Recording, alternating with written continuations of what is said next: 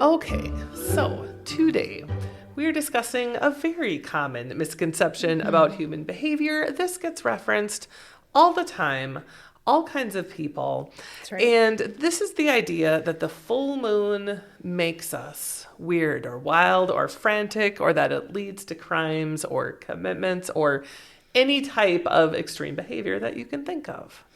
That's right. It is a pervasive myth, isn't it? And you hear it in doctors' offices, you hear it in schools, you hear it among your psychology friends from time to time. And what's the deal? We like to explain human behavior in psychology, and so this is one way to do it. Yes, but you're right. This really does seem universal, and people at all levels of education, deep experience in human nature, and then you hear this bubble up, especially when it is actually a full moon. Oh no, be careful, it's a full moon. And we see this mistaken belief being promoted. That's right. Lots of fun. Let's get into it. My name is Emily Stark, and I'm a social psychologist. And my name is Karla, Lassonde, and I'm a cognitive psychologist. And this is Brains versus Beliefs, Debunking Psychological Misconceptions.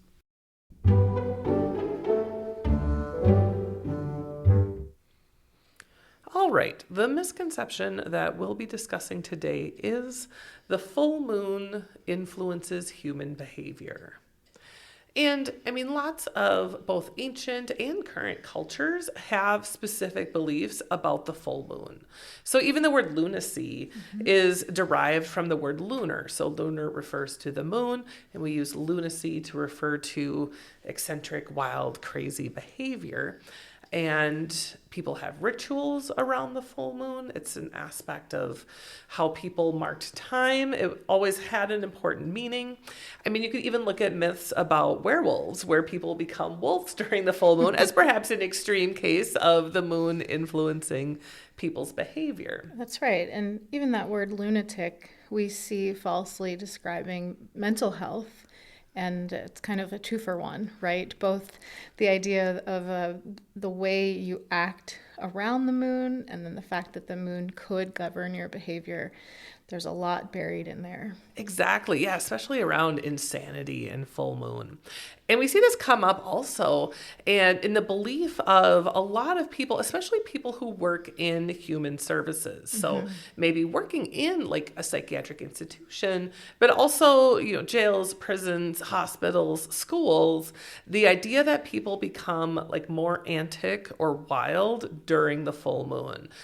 They're definitely making that connection. One study that this was published in the World Journal of Surgery, and I thought this was so interesting. They asked healthcare professionals, do you believe that the full moon has an impact on human behavior? And they found up to 40% of the people they surveyed agreed. So that's a big chunk of people working in the profession of medicine showing this belief, nope, the full moon is affecting people's behavior.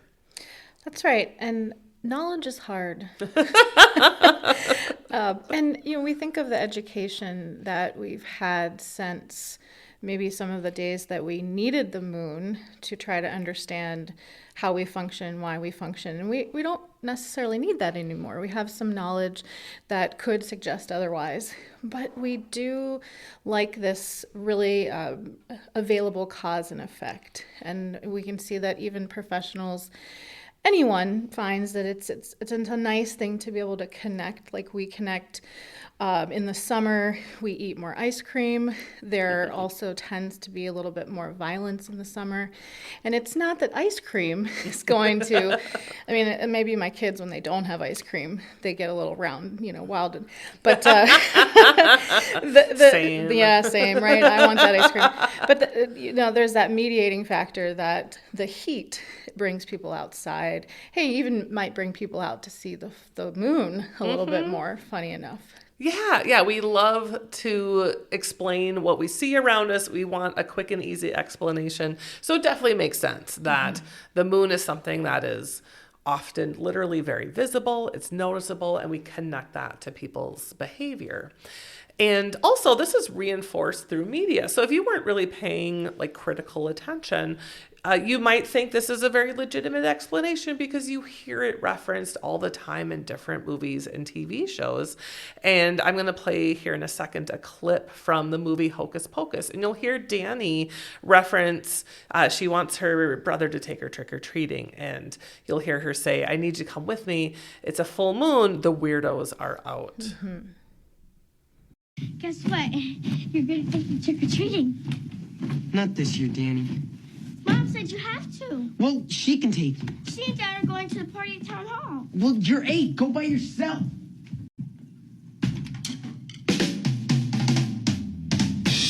No way! This is my first time. I'll get lost. Besides, it's a full moon outside. The weirdos are out.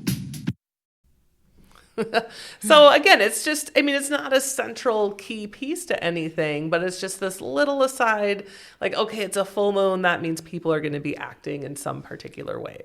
That's right. I'm thinking of a Friends episode. Yes. And Lisa Kudrow, she's amazing, but she may not be the most scientific, reasonable person on the Friends show, although she is lovely. There's a specific episode where Joey develops romantic feelings for Rachel, and that's a little bit odd, she says. Like, oh, it's got to be a full moon that's out. Of course. And as you said, there's countless examples of this very same thing where you're using that phrase, it must be a full moon. Mm-hmm. So yeah, when we keep encountering this in media, it tends to reinforce these beliefs.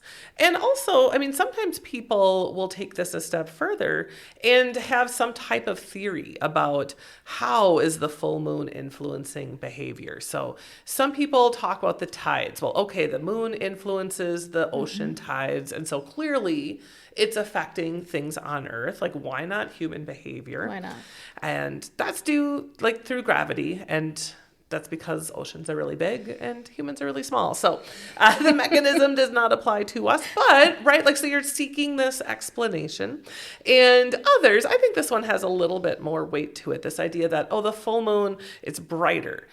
So like you said, people might be more likely to go outside. If people are outside interacting with other people, maybe that is what's leading to, That's right. Aberrant behavior or other types of activity. So not only is this belief ingrained in individuals, but we've also created some general explanations that maybe even help justify this belief or gives us the mechanism for how we think the moon influences us. Makes sense, Emily.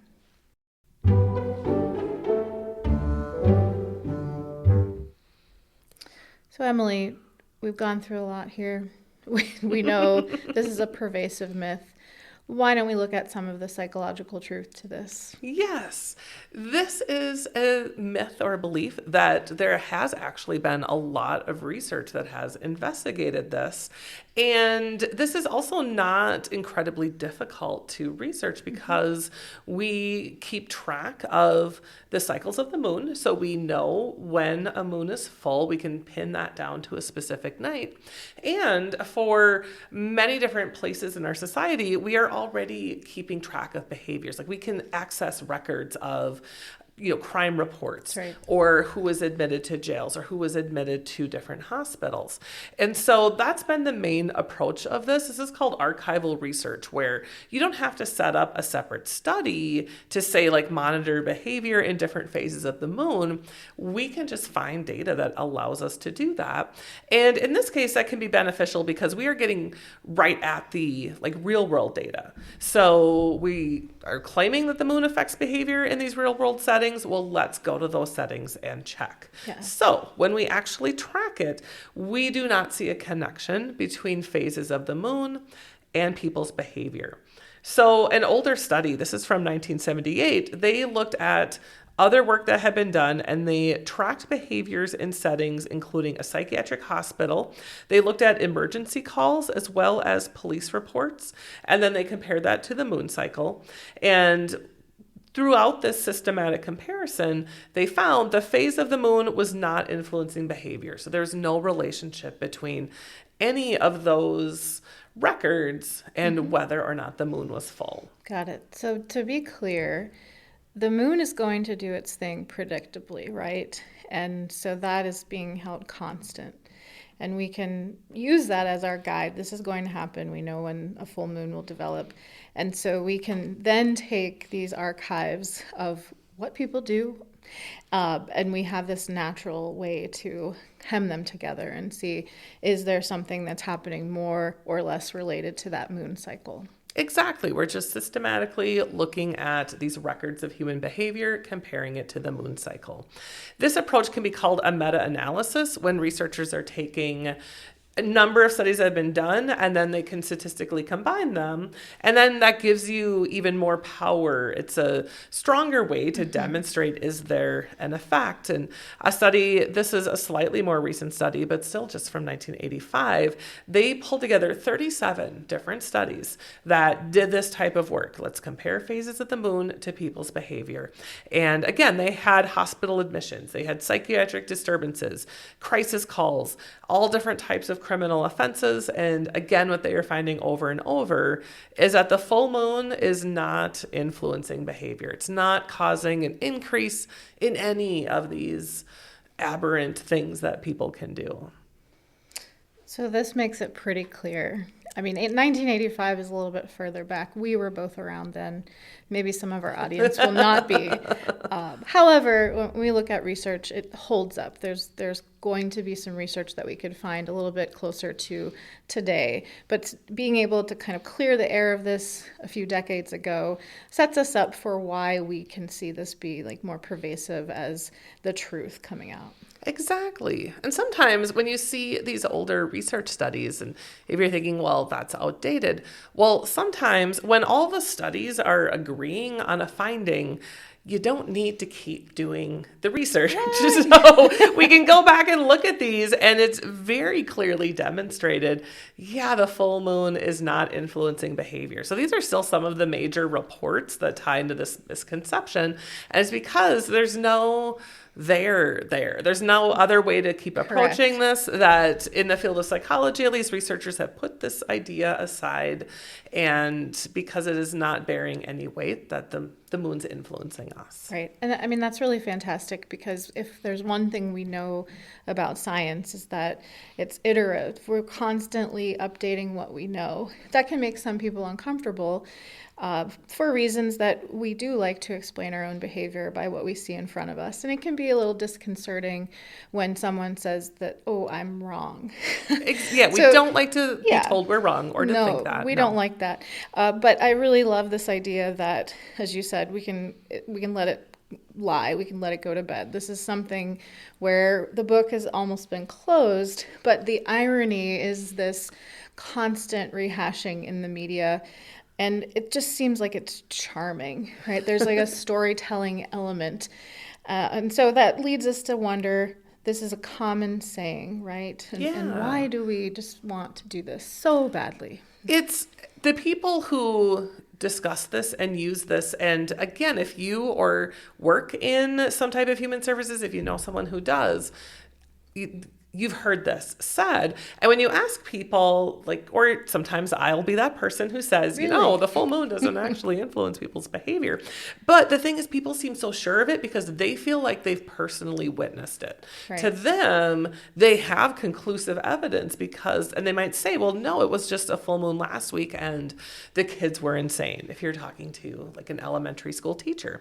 So, and we use this all the time. We tend to trust our personal experience, and we should most of the time, but our brains are not automatic statisticians. This is why you have to learn how to use statistics and design research to understand human behavior. One of the cool things that our brain does is it has a tendency to see patterns that aren't really there. This is called illusory correlation, if we want to be fancy about it. So if you even think there's a pattern, if you think that the full moon influences behavior, And now you notice, oh, it's a full moon. Maybe people are talking about, oh, it's a super moon or something noticeable. And now you're paying attention to behavior. So anything that seems a little bit out of the ordinary, your brain is connecting those two. It's making a pattern and saying, yep, you're seeing it. It's a full moon. So that's key to this behavior. And what you aren't thinking about is you are not paying attention when it's not a full moon. Got it. So you're noticing when it relates. You're not noticing when it doesn't relate. This might be a separate podcast episode, but this is why we sometimes notice when our horoscopes match on to our day, like the ones that tell us, here's how your day's going to go. And you're like, oh my gosh, that's exactly what happened.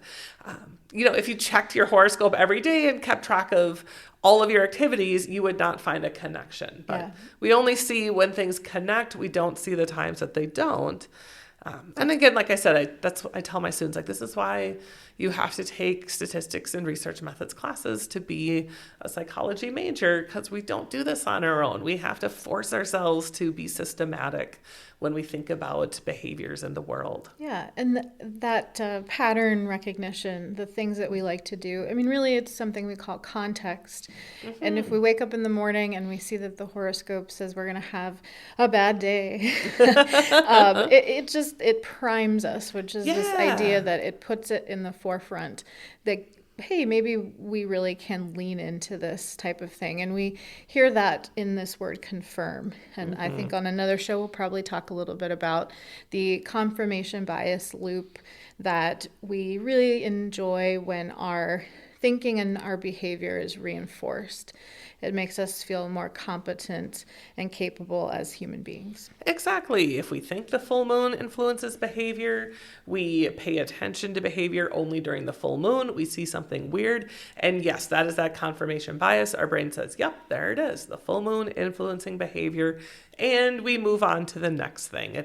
That's really key. And that underlies a lot of these misconceptions. Confirmation bias. It keeps these beliefs active and influential. All right, Emily, tell us what the key takeaway is here, please. To be clear, the full moon, it does not make us act differently. So even though this belief commonly pops up across media, across general folklore, across our stories and the people that we encounter, research evidence shows that the full moon is not influencing people's behaviors, and that researchers have found no actual difference in a really wide range of applied settings between like when it's a full moon and when it's not a full moon. Nice.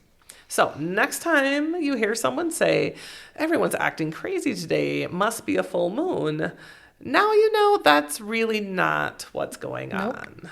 You heard it here on Brains versus Beliefs. You can learn more about this podcast on our website called communicatingpsychologicalscience.com. You'll find references and a link to the episode. Feel free to contact us on our website with any comments or ideas for future episodes. And follow Brains versus Beliefs wherever you find podcasts. Thanks for listening.